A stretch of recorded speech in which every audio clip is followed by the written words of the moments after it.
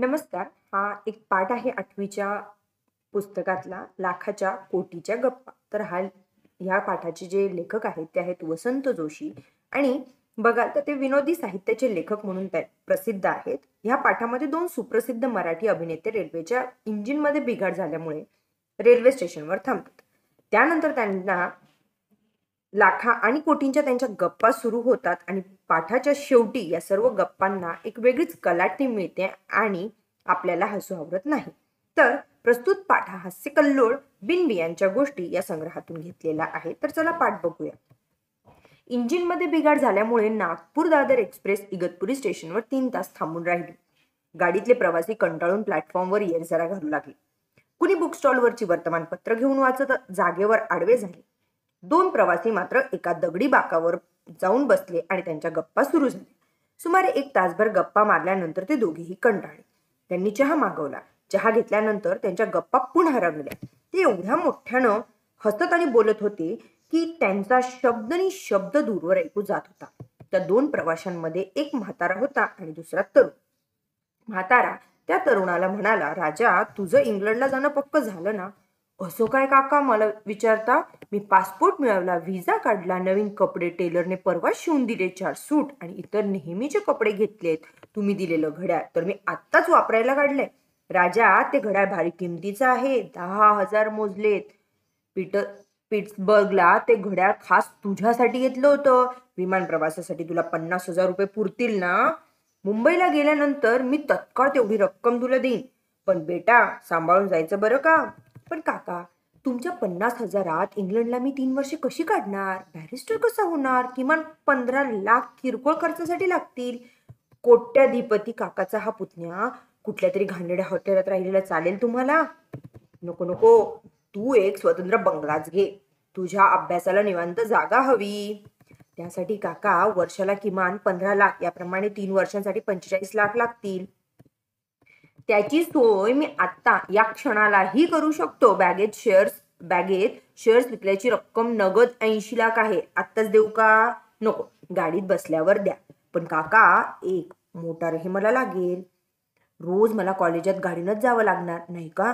मी चालत कसा जाणार? 20 लाख तरी त्यासाठी लागतील. ती रक्कम आता याच बॅगेत आहे. बँकेतून आजच तेवढी रक्कम काढली आहे. काका, मला सारा युरोप बघायचा आहे. प्रत्येक देशात किमान 1 वर्षभर तरी राहावं लागेल. त्यासाठीच निम्मा खर्च मी करणार आहे. आईचे 40 तोळ्यांचे सोन्याचे दागिने तिने मला परवाच दिले. ते आहेत आता या माझ्या बॅगेत. राजा, तू अजिबात काळजी करू नकोस. तू बॅरिस्टर होऊन भारतात परत ये. त्यासाठी मी वाटेल तेवढा पैसा खर्च करायला तयार आहे. आपल्याकडील चहाचे 2 मळे आणि सफरचंदाचा 1 मळा विकून जे 10 कोटी आले ते पण या माझ्या बॅगेतच वरच्या कप्प्यात ठेवले." त्यांचं असं बोलणं चालू असतानाच गाडी सुटणार असल्याची घोषणा झाली. 2 प्रवासी आपल्या डब्यात शिरले. खिडकी जवळच्या समोरच्या सीटवर बसले. 5-10 मिनिटातच ते पेंगायला लागले आणि चक्क घोरायला लागले. केव्हा तरी कल्याण स्टेशन आलं. त्या 2 प्रवाशांपैकी तरुण प्रवासी जागा झाला.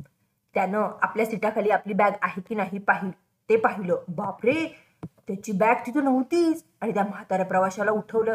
"ए, माझी बॅग कुठेतरी पळवली, तुझी पण दिसत नाही." म्हातारा प्रवासी पण दचकून जागा झाला. आता काय करायचं? दोघंही किंचाळले. समोरच्या बाकड्यावर बसलेला एक म्हातारा प्रवासी त्यांना म्हणाला, "तुमच्यासारख्या लखपती माणसांनी असं 3 टायर मधून प्रवास करणं योग्य नाही. इगतपुरी स्टेशनवर तुम्ही गप्पा मारताना तुमच्या बॅगांमधून किती रकमा आहेत हे उघड मोठ्याने बोलला होतात. तर ते कुणीतरी भामट्यानं ऐकलं असणार. त्यानंच तुमच्या बॅगा पळवल्या. आता बसा हरी करत. तुमची जाम नुकसानी झाली आहे. कल्याण रेल्वे पोलिसांकडे तुमच्या बॅगेची चोरी झाल्याची तक्रार तरी आता करा. बॅगा अजून सापडतील. आता तुमच्याकडे मुंबईला जाईपर्यंत खर्चासाठी तरी पैसे आहेत ना, की मी देऊ?" "नको, पैशाची गरज नाही. माझ्याकडे 3-4 रुपये आहेत. त्यात आमचा चहाचा खर्च भागेल." तो तरुण प्रवासी म्हणाला. "पण आपल्या बॅगा गेल्यामुळे आता आपली खरंच पंचायत होणार. त्यात माझ्या मिशा होत्या. आता शिवाजी मंदिरात गेल्या नव्या मिशा घ्याव्या लागतील. म्हणजे मला पुन्हा 10 रुपये दंड बसणार." तो म्हातारा प्रवासी म्हणाला. "म्हणजे तुम्ही आहात तरी कोण? तुम्हाला नव्या मिशा कशाला लागतात? कोट्यावधीच्या रकमा असलेल्या बॅगा चोरीला गेल्या तरी तुम्ही इतके शांत कसे?" समोरच्या बाकड्यावरचा प्रवासी बोलला. तो म्हातारा आणि तरुण प्रवासी खूप मोठमोठ्याने हसले. तरुण प्रवासी म्हणाला, आहो आम्ही नाटकवाले, मी राजा गोसावी आणि हे शरद तळवळकर. आमच्या बॅगांमध्ये आमचं फक्त मेकअपचं सामान होतं, बाकी काही नव्हतं. मग इगतपुरी स्टेशनवरच्या तुमच्या लाखाच्या कोटींच्या गप्पांचं काय? ते तुम्ही खरंच मानलेत की काय? अहो, आम्ही केवळ वेळ घालवण्यासाठी आमच्या नव्या नाटकाची रिहर्सल करत होतो. धन्यवाद.